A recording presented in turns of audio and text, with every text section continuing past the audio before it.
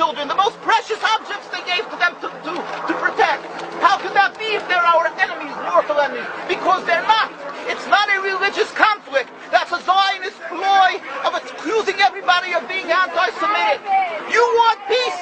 You want to have a conference here of peace? Step back and look and read the facts.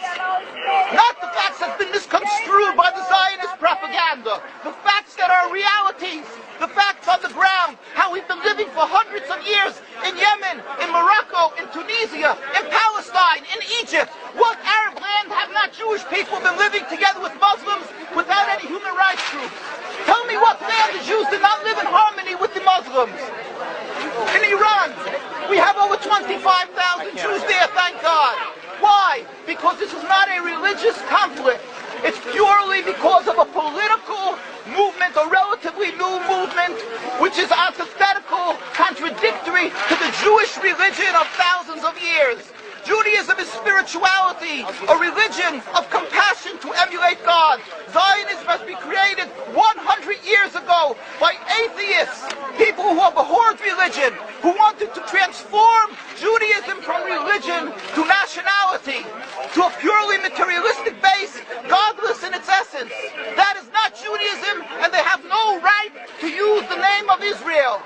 They've usurped our name, they've stolen our symbols, and they've stolen our identity. And they are causing death and destruction, year in and year out. For over 50 years, death and bloodshed has not stopped because of a pure ideological belief called Zionism. They sacrifice on their idol bodies, human beings, hearts, souls. They rent, they've destructed houses, they've destructed people's lives. What can we do about this? Let's step back and think. There is a solution with God's help. If we would put away the politics, then we could know that we've been living and coexisting together. We most profusely apologize to the Muslims, to the Arabs, what has been done to them. And then we can return and make restitution for what has been done to them. And then we will be able to live in harmony. Not an Israeli state, a one Palestinian state. One state as we have been living for hundreds of years. There will be peace. And you will see that this 50 years has been a nightmare, a mirage, and nothing to do. Pure fear-mongering, that's what Zionism does. It's panic, going into a theater and yelling, fire, fire, that's what Zionists do. We've been living with the Muslims. We've been living, yes, Ahmadinejad keeps on stating that he does not want to harm the Jews, but the Zionists keep on antagonizing them. Of course you don't, because you have an agenda. You want to further Zionism. You want enemies. You want enemies in order to be able to say you're protecting the Jews. We don't want enemies. We want to live in peace. We have been always living in peace with the Muslims, and we will, with God's help, continue to live with them in peace. We implore the participants in this conference, read, step back, study the history truthfully, and see what the true Jewish voice is of hundreds of thousands of Jews who are still true to their religion, whether they're living in Jerusalem, whether they're living in New York. What do these Jews in Williamsburg section of Brooklyn, hundreds of thousands of Jews who are the most God-fearing in the community, why are they all opposed to the state of Israel? Why is that one Israeli flag in Williamsburg, Brooklyn?